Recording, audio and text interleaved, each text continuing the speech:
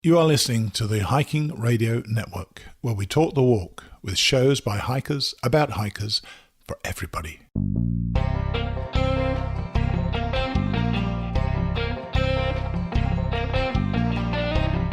This is the Hammock Hangers Podcast, where we hang out and talk about everything from hammocks and hammock camping to the group hangs from around the country.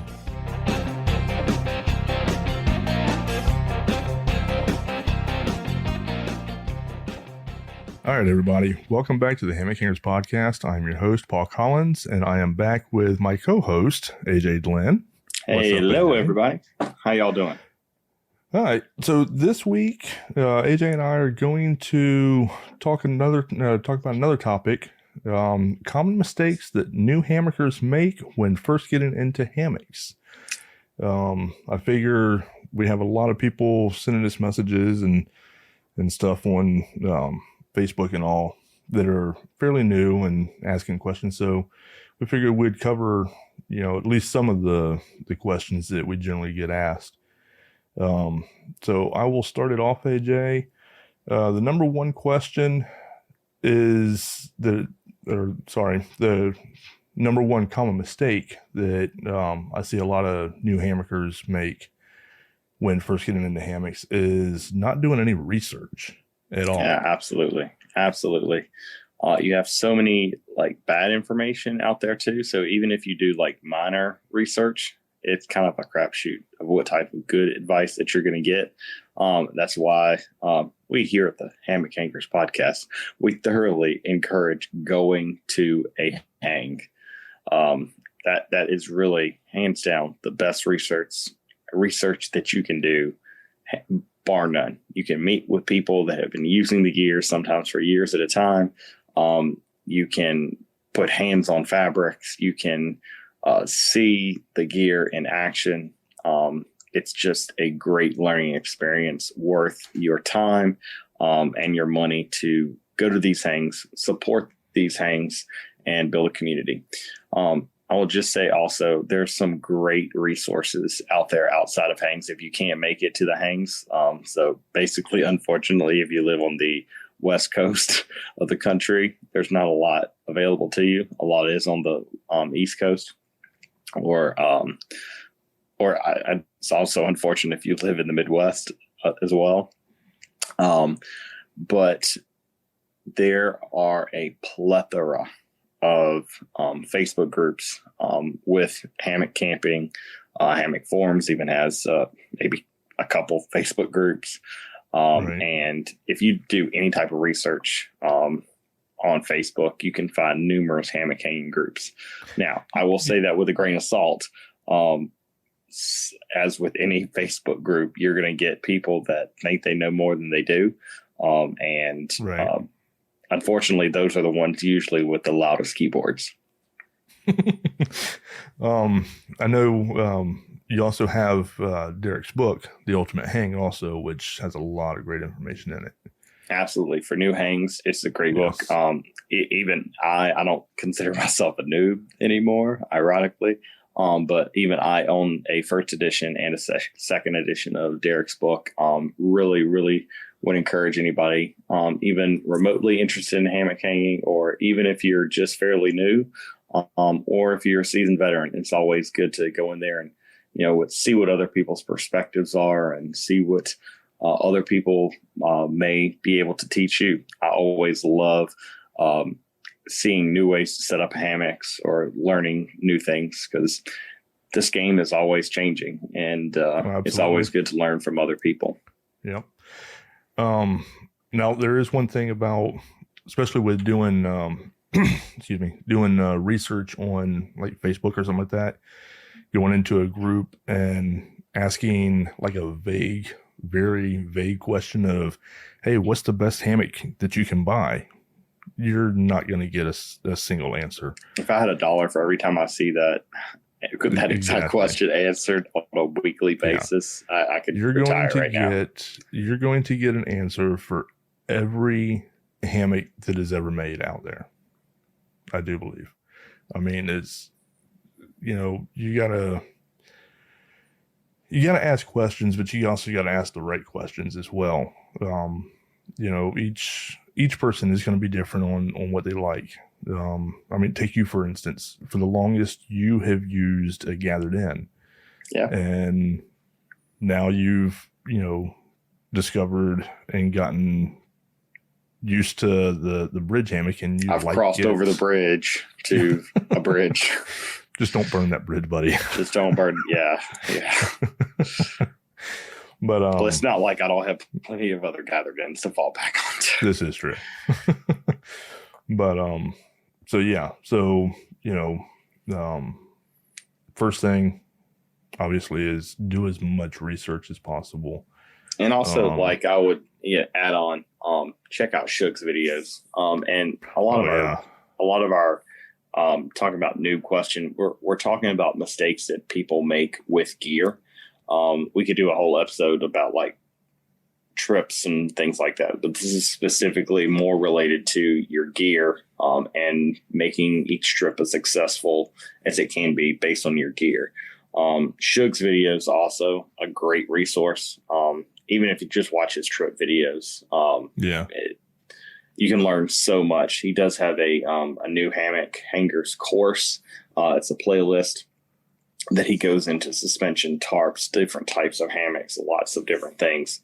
Right. I would say that would probably be a new hangers Bible of answering a lot of questions. Yes. Kind of also I've been watching Shug for years. Yeah. I remember when I got into hammock camping, I would just binge watch. And he has a lot of content, so you can binge watch for a while. And it's good stuff. It really is, too. It's not boring. He does a really good job with it. He has some pretty cool music in there that I'm kind of a stickler for. I would also say, along with asking in a group, and I see this a lot of times, too, and I hope I don't offend anybody by saying this, have realistic financial expectations when you're looking into something. Don't say, hey, I've got $100 and I want to outfit myself for a -40 trip. Right. Unfortunately, you're going to get a lot of people that aren't going to be like, that's not really realistic. You get a lot of people that'll just make fun of you because the internet is full of those people. Right. But just have realistic financial expectations. Now, you can do hammock camping relatively cheap in regards to comparing it to other types of camping. But picking something that, hey, Paul, I want a hammock set up that I can do the AT on, and I've got $50. Right. I mean, we might chuckle at you. Yeah, it's not going to happen. So have. It's just like you're saying that you live by, the buy once, cry once type thing. In theory, yes, I do. Yeah. Right. And then, there's mine, which is cheap, light, durable, pick two. Yeah. Because you're not going to get all three at the same time. Yeah. Ever. And, there are some decent starter entry level type hammocks out there. Oh, absolutely. That won't break the bank, that will, at least get you into hammock camping and off the ground, and, at least let you know if it's something that you like before you go out and you start, dropping, a lot more money to customize and get that, that custom made hammock from one of our cottage vendors or, something like that. Which, if you have to start off with one of the entry levels, that's fine. But I can pretty much promise you that, eventually you will want to save up to get a better hammock from one of the cottage vendors. Yeah, there is something on a different level. You may say, oh, well, it's just a piece of fabric. Not really. There's lots of other features and lots of other, I want to say technology, but lots of other features in some of the hammocks that our cottage vendors puts out that you will not find in a bare bones entry level system. Well, that and also, the quality of an entry level is not going to be the same as what you get from one of the cottage vendors. I mean, as far as like the stitching and stuff like that, you know, the cottage vendors, they do take more pride in their work, the quality of their work, than something that is mass produced. But again, you know, if you're just getting into it and you don't want to drop a whole lot, then yeah, by all means, you know, check into some of the more entry level. Which brings me to our number 2 common mistake, and that is thinking that all hammocks are created equal. Yeah, that's just simply not true. Right. You know, I see so many times on social media and everything, you know, people will talk and say, oh yeah, I just got into hammock camping, and you know, I see all these hammocks that are, you know, $100-$200, you know, and I just went to Amazon and bought one for, you know, $19.95. You know, it comes with everything, the hammock, the tarp, stakes, you know, whatever. Okay, obviously you haven't gotten it yet and laid in it yet. Because there is a huge difference that, you know, a lot of those that you do get on Amazon, they're, you know, usually like 8.5, 9-foot hammocks. They're not going to be comfortable. They're narrow, you know, and you just aren't, you're not going to get a good sleep in them. And I feel a lot of times that people that are getting into hammocks and they go that route, that, you know, once they try and sleep in it and it's not comfortable, they assume that all hammocks are going to be like that. And it puts a bad taste in their mouth and they want to give up. Yeah. And also another thing with the Amazon hammocks, even if you have people doing a lot of research and if you're looking for hammocks on Amazon, just take this consideration. When they are listing the dimensions or the specs on the particular hammock, and it says, oh, well, this hammock is 10.5 feet long. This is 11 feet long hammock.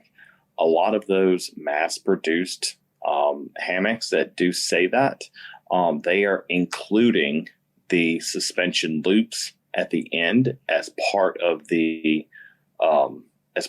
length of the hammock, which the hammock may still be 9 foot long, but by the time you add the suspension loops on the length of the head end to the foot end, it may equal to 11.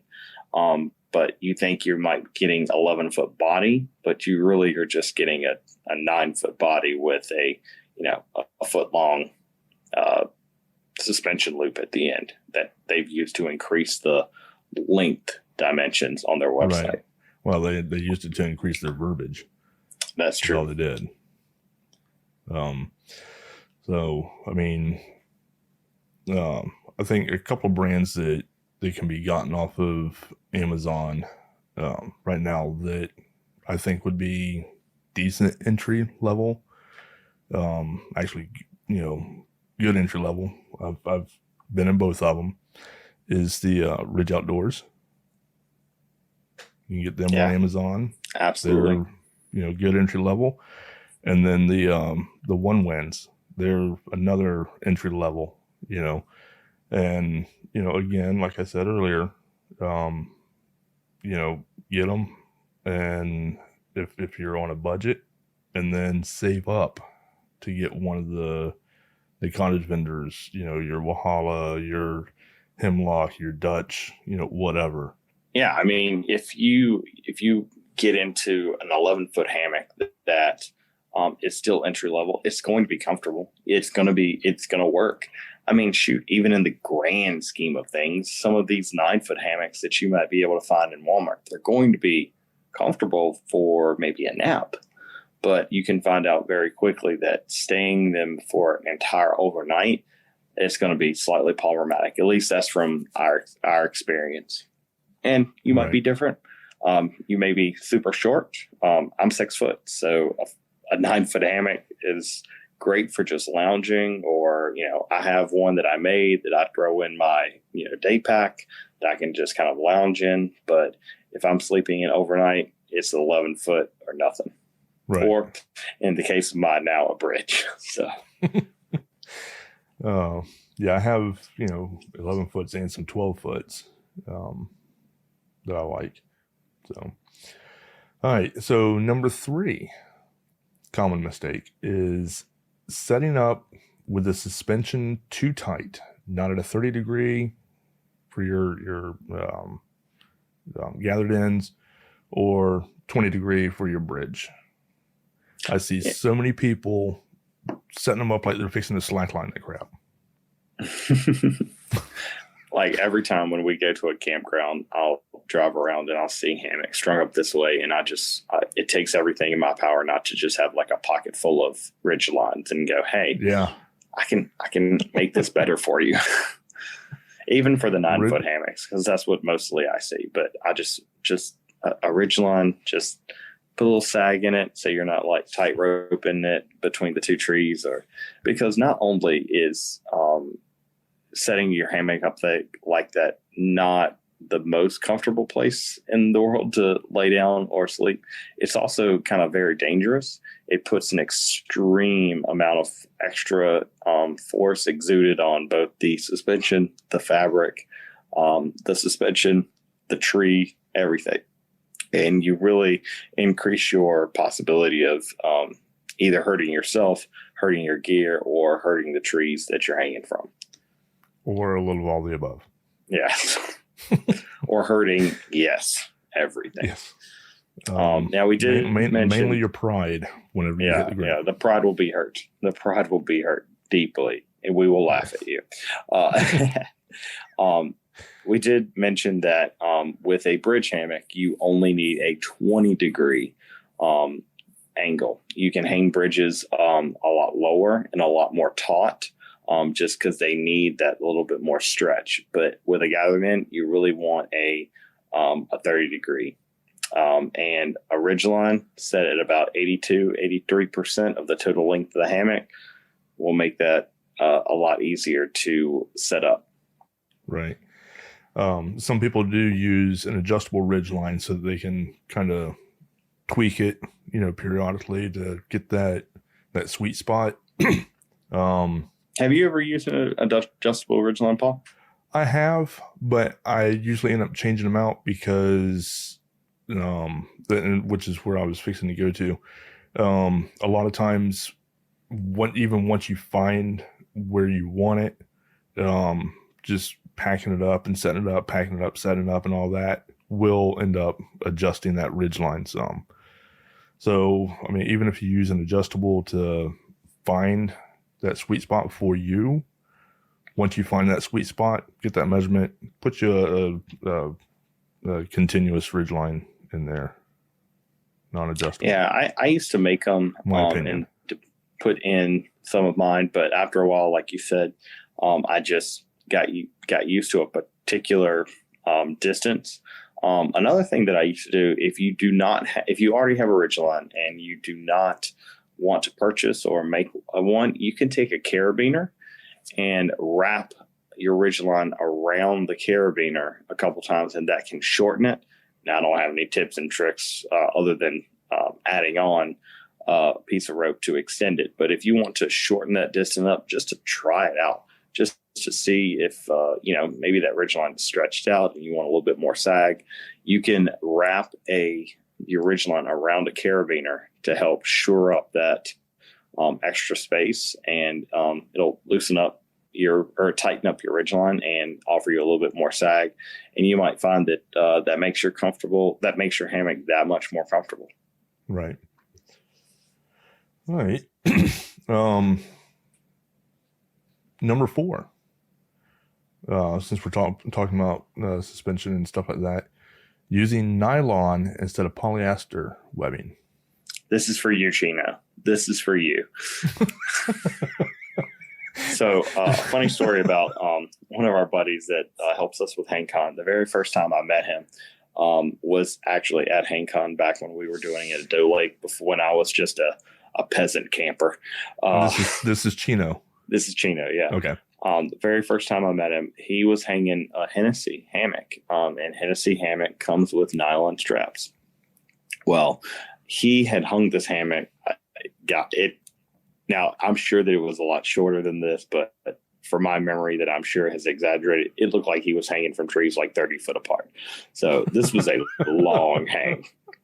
Now, again, I might be exaggerating, and I'm sure Chino will help me out with this, but he hung it up like really, really high and really, really tight. And even then I was just like, I don't think that's going to work out for you, but okay.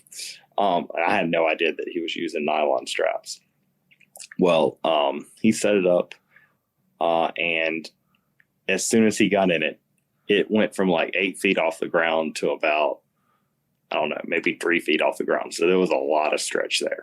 So, but it worked for him. He shored it up and it worked for him until it rained that night. And he woke up and his butt was on the ground because that nylon, the nylon had not only stretched more with the continuous weight, but also gotten wet and had stretched out further. So he no longer had a hammock. He had a bivvy. When you're looking for straps, everyone, you really want polyester or Dyneema straps. Polyester will stretch slightly depending on how much weight that you're putting in it. I find that ironically, they stretch a lot less now for me than they did 200 pounds ago. However, Dyneema straps, and I've said this on the podcast before, good Dyneema straps like the ones that Anne-Marie from Autumn Outdoor Gear, which is hands down my favorite Dyneema straps, they do not stretch at all. Even at 440 pounds, those straps did not stretch at all. So that's kind of my go-to now just because of that experience. Right.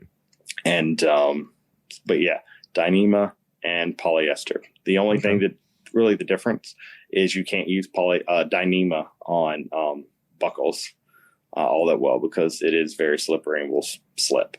But polyester, a good polyester, and you could use a buckle and put a like a half hitch or something in it. Couldn't you after it? Could just to help if you really wanted. I mean, with buckles and knots, that kind of adds. It complicates kind of defeats the purpose. But. Well, it kind of complicates things, especially with your cinch buckles. If your webbing is like bunched up, it doesn't grab either. Yeah, so I just as a fail safe, I just say just use polyester. Most of your polyester straps will hold anywhere between 15 to 1,800 pounds. I do know Dutch sells a 3,000 pound polyester webbing that I've used as well. You can also use seatbelt webbing also as well. And if you're looking for those 2-inch straps, that's the way to go. Okay.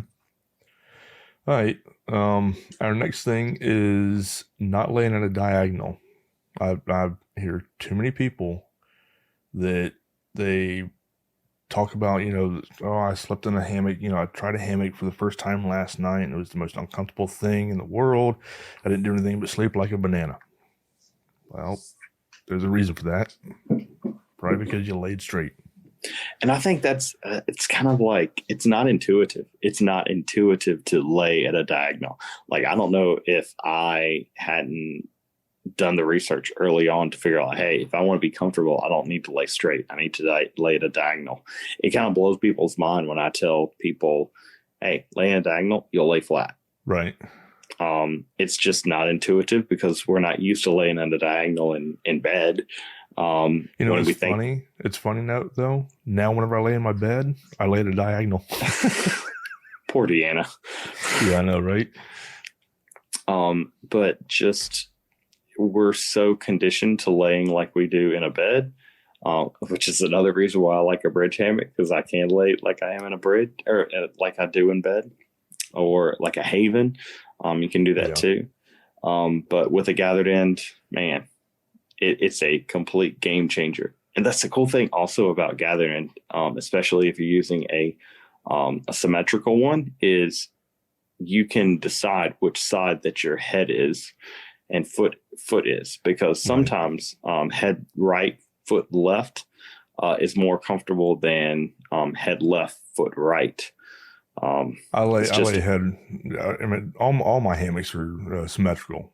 I do that even though I lay the same way all the time. I do that just in case I do want to turn or something. Yeah. But I always lay head right, foot left. I think, like, for me, by default, I lay head left, foot right. Yes. However, depending on where I am, and sometimes I just get in a weird mood and I will go the other way, and I also sleep perfectly fine. Different strokes for different folks. Hang your own hang, folks. Right. Okay. Not setting up the foot end a little bit higher. So this was a complete issue for me with my first, I would say, cottage hammock, my first real hammock that I got. So I bought a War Bonnet XLC, and because everyone had like raved about it, and War Bonnet, they do awesome gear. I own a lot of their stuff. We'll just say that. But the thing with the XLC, you need to hang the foot in maybe like a lot higher than the head end. Yeah. Okay. Like probably even more so than any other gathered end, just for the way that it's done. It's kind of finicky, in my opinion, of getting like a right lay every single time in an XLC. It's one of the kind of blowbacks that I have of it. But yeah, hanging your head a little bit higher not only will help mitigate, not only will mitigate that calf ridge, that kind of wave you get in the middle of your hammock, but it'll also help put your body in a better position, that you're not sliding down toward the foot end, that when you get in the hammock, you're kind of locked into the most optimal position for comfort in the hammock. And the reason for that, or the reason that happens, is since your torso weighs a lot more than what your legs do, if your torso is lower, it's not going to slide towards the foot end. If your foot end is not higher or it's a little bit lower, you will wake up in the middle of the night at the foot end in the fetal position uncomfortable, because you're going to be in a ball. Done it many times. Mm-hmm. So that was our number 6. So our number 7 is not getting the proper or any insulation or setting it up wrong. I see a lot of this happening with tent campers that are coming to hammocks thinking, oh, even in the summer, I don't need any insulation. And their first trip out, they freeze. And I'm one of them. I was fixing to say, I remember you telling the story about the first time you went out, it was only, like 65 degrees or 60 degrees or whatever. Oh yeah. Like I'm a very warm sleeper. I really am. And, I remember the very first time that I set up and tried to sleep in my hammock in the backyard overnight. It was like 70 degrees, but I didn't have any insulation on. And I was surprised just how cold my butt got. Well, there's a reason for the roads up north when they put those signs on a bridge that say bridge may freeze before roads in winter. Yeah, mm-hmm. You get that air flowing up under you and above you. It gets mighty chilly. It robs so much heat. Yep. So much heat. Also, it's one of the things with one of the reasons why we really advocate for underquilts is an underquilt will cover and kind of lock in place. Yes, you can use a pad. You can. However, a pad is a lot more finicky, and a pad tends to slide around a lot when you don't. So what may start off as warm may get very, very cold very, very quickly when your shoulder slips off the pad as well. I tried a pad one time. And I'd done it because I was trying to be cheap and didn't want to spend, the $300 something for an underquilt, a good quality underquilt. And so I was like, well, if I can just use a pad, I'm just going to use a pad and I'll save some money. Well, again, cheap, light, durable type, buy once, cry once. So I went and I got a pad. I tried it one night. To me, it was uncomfortable. And 2, I kept having to wake up to put it back under me because anytime I would go to turn or whatever, I would turn and the pad would come out from up under and end up on top of me. So I didn't get any sleep that night. It was after that I was like, well, okay, let's try the underquilt thing. And that's all I will use now is underquilts. I never did a pad, and we've said this story numerous times. Yeah. I did try a 3/4 length underquilt. Yep. Yeah, that didn't work out either. Yeah, the only hammock that I have that I use a pad in is my Haven, but it is because it is designed to have a pad in it. Right. The pad don't go anywhere because it's designed that way. All right, so proper installation and getting it set up right and all that is or not getting it set up right is another common mistake that I see and hear from new hammockers. So number 8 is, and this is one that I learned the hard way, setting up the tarp wrong, especially in bad weather. I remember whenever I first got into hammock camping, I'd gone out and it was kind of a combination of really not thinking it through, but also not paying attention to what the weather was going to be like. So I set my hammock up, I set my tarp up, and I set it up high to where I could walk under it without bending over, and then set it up in porch mode. And in the middle of the night, I'm dead asleep, and one heck of a storm come through with sideways rain. Well, high pitch tarp in porch mode does not You created a sail. Yes, it did not help a whole lot. But it only took the one time for me to learn to one, prepare and be more mindful of what the weather's going to be like, and also that you don't always need to have your tarp up. To where I'm 6 foot, you don't have to have the tarp up 7 foot high. I think you touched on a really important part of this where, you made a mistake and you had a rough night, but you took that opportunity to learn. Being a newbie to anything, you're going to make mistakes. That's okay. You're going to spend a couple nights miserable because you didn't do this, you didn't do that. I understand that kind of sucks. It really does.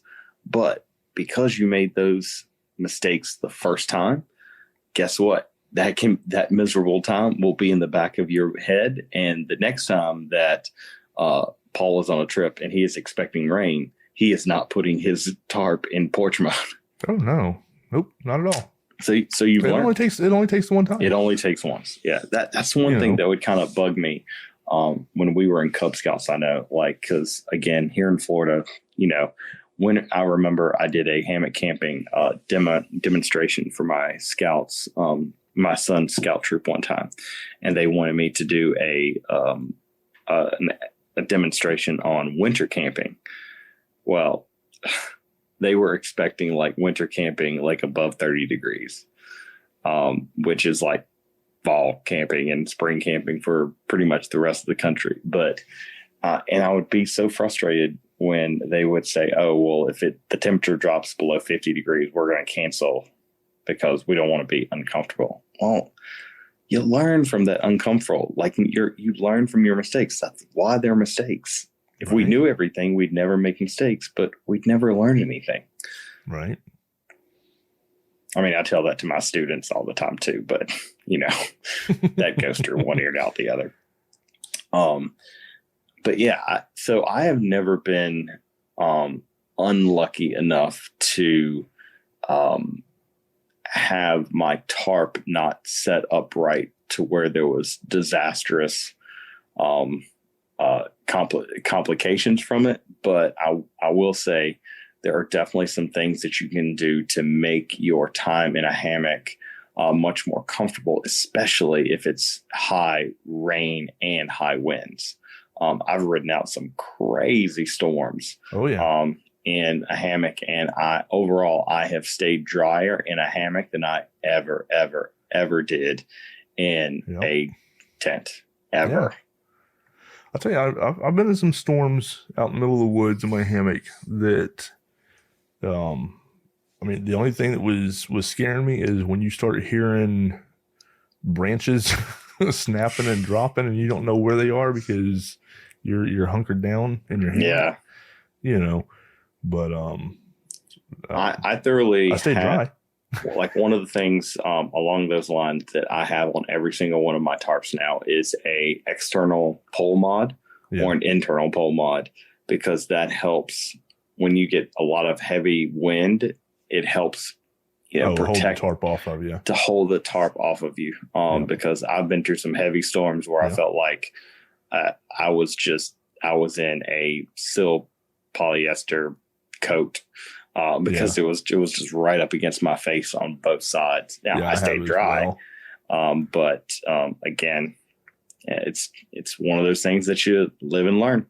You live and learn. You said something a minute ago about staying more dry in a hammock than you ever have in a tent. Totally agree, because years ago in a tent I've had water come in. Start to rain and you get that stream and it wants to go up under you or whatever. In a tent, it can come in. I've been in the same situation in a hammock and it be flooding and everything. And I just kind of unzip the hammock and kind of look down and I see a river flowing up under me, but I'm staying perfectly dry. Yeah, absolutely. So, another thing with the tarps, other than setting them up wrong, then this is our number 9, is getting a tarp and not seam sealing it, or not having it seam sealed, from whoever made it. I have personal schema for this one. Again, it did not ruin a trip or anything like that, but I had my war bonnet Superfly, and I was in Grayson Highland State Park, and we got a torrential rain, and it started leaking right at the external tarp poles, because I had not seam sealed it. Now, ladies and gentlemen, seam sealing it might be a slight pain in the butt process, but it is really, really easy to do. I've done it to all of my tarps that I have now.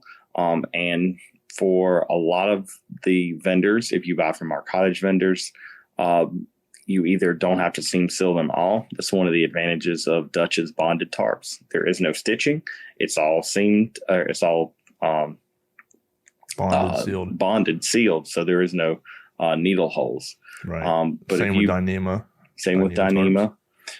But if you do buy a seal nylon or seal poly tarp and you do have some stitching done, you're going to have to seam seal the ridgeline. And if you have external tarp pullouts or tie outs, you need to seam those as well. Right. Anywhere that has been sewn needs to use some silicone sealant to do that. Now, you can either get the kind of paste, do it. There's plenty of videos on it. I know Shug, a plug for him. He did a video on how to seam seal a tarp. Another good choice is car window sealant.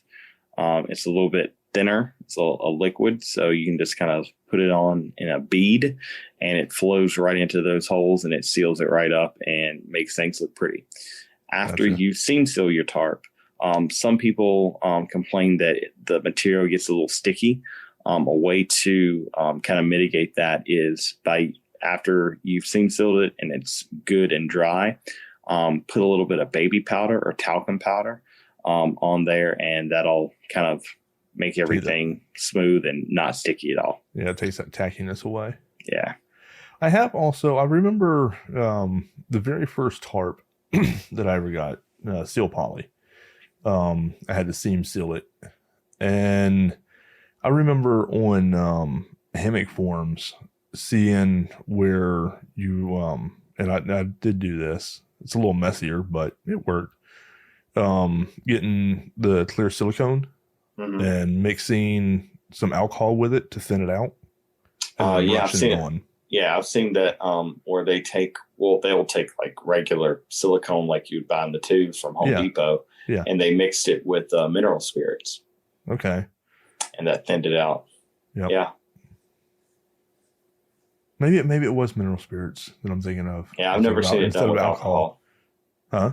I've never seen it done with alcohol. It might have been the mineral spirits then. Yeah. But I mean, if you're going to do something like, I don't think it lasted that long though, if I remember correctly. Right. I mean, if you're going to do something along those lines, I would just go to Amazon and get some of the window sealant or some of the, I forget exactly the brand that I use, but you can find it like Tenacious Gear. They make they have so many different seam seals out there now that you can actually buy without having to make it. And it's probably just as cheap, if not a little cheaper, than buying one of the big tubes and the mineral spirits. It's not a pain in the butt either. Yeah. All right, so we got 2 more to go here, AJ. Number 10, using paracord for the tarp suspension. Oh, ladies and gentlemen, I understand that some of you love your paracord. You can make bracelets with it. You're all about some colors, and it's quickly, easily, and cheaply available at the Walmart. But just trust me, paracord is not the cordage that you want to be taking with you to use for tarp guy outs or anything like that. And it's kind of pairing back to what we were talking about with suspension.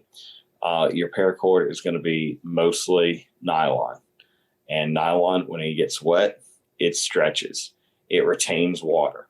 And it's bulky. Does it work? Yeah, it does work. I'll give you that.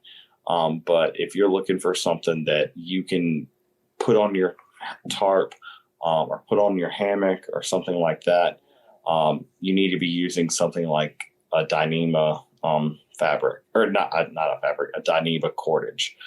So, for example, the one that we suggest a lot of our users to use on your tarps, use Zing It or Lash It, some type of grow line. I've even gotten some from Husqvarna or something like that. Treestuff.com is a website that I use that I can get that stuff really, really, really cheap in rolls. It's spliceable. It doesn't retain water. It has very little to no stretch. That's what you want, especially for your ridgeline.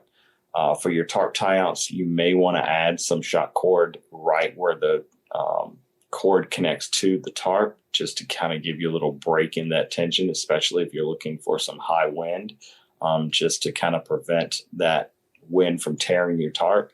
But overall, you want as little stretch as possible, especially if you're getting into some inclement weather, and paracord is just not going to do it for you. No. I mean, paracord has its places, but I don't see that any of those places being in hammocking. What that you were saying a second ago about the shot cord on the tie-outs, I would definitely recommend some sort of shot cord tensioner, auto tensioner, especially if you're using Dyneema, one of the Cuban fiber tarps. Something I've learned is if over time with the Dyneema pulled taut and then getting the wind and everything, I actually had a Dyneema tarp do this. All my tie outs, they start to the fibers from being pulled and stretched. They want to start to separate, and then you get little holes, and then you got to patch it. So having that shock cord on the tie outs, gives it to where it stays taut when it needs to be. But if you have any wind or anything like that, it blows and it don't put a whole lot of force on the tarp because you have that stretch of the shock cord. Yeah, your sil nylon and your sil poly fabrics do offer a little bit of give, a natural give to that. But you're right, your Dyneema does not. And it's a really easy way to wear out your tarp a lot quicker than it needs to be. Yes. All right. So then our number 11, our last one here is, and I've seen this a lot of times, and not just in hammocking, but other stuff as well, is tying knots that you cannot undo. What is the phrase, Paul? If you can't tie a knot, tie a lot. Tie a lot. If you can't tie a knot, tie a lot. And I see so many people do that. It's like, overhand. Okay, got a knot here. And so it may work, but now you're having to cut your line and everything else. So, and then your suspension turns into a one-use kind of thing. Yeah. And also, like, you never know, those knots aren't very fail safe. I think that's why a lot of people go toward more a hardware based system. There's definitely advantages to knowing some knots and using those knots instead of hardware. You save a lot of weight if you're a gram conscious individual. Learn how to tie knots, folks. And also learn how to tie knots that have a slippery hitch option. So when you need to break down, your breaking down doesn't include taking a pocket knife and cutting your knots because you can't get them undone. Yep. Yeah, I was telling you before we came on, I remember when I done my through hike back in 2012. I forget which shelter it was at, but I'd made it to a shelter. It had been raining most of the day. And so I got to the shelter and was set up and everything. And all of a sudden, here comes this other hiker. He comes in and he's drenched, and everything that he has in his pack is drenched. So he gets there and he drops his pack and he reaches in in one of the pockets and he pulls out a piece of a paracord, which for a clothesline paracord is fine. Oh, absolutely. Okay. So he reaches in, he pulls out a piece of paracord, and he goes over to one tree and he wraps it around. And he had that motto, can't tie a knot, tie a lot. So he does a couple of overhand knots and something. I don't even really know what type of knot he was attempting to do, but he tied one side, then he took it over to another tree and he wrapped it around and he tied another knot. And then he started throwing all of his stuff up on the line, all of his clothes and everything. And all of a sudden, it just hit the ground. And just the look of defeat in his eyes was priceless. So I went over to him. I was like, "You want me to show you how to put up a clothesline and tie a couple of knots that you'll be able to just undo when you're done?" And so I showed him, and then it was funny because he started telling everybody else that he saw that didn't know how to tie knots and all that. So I was teaching like knot classes up and down the AT for quite a while. So Paul, if you wanted to go the knot route, what are maybe like 2 knots that you would suggest people that are going to hammock camp on a regular basis, they just know how to tie? Beckett hitch would be one. Yeah, I use the Beckett hitch all the time. Yep. It's a great knot for suspensions and very easily taken out if you've got the correct loops. Yep.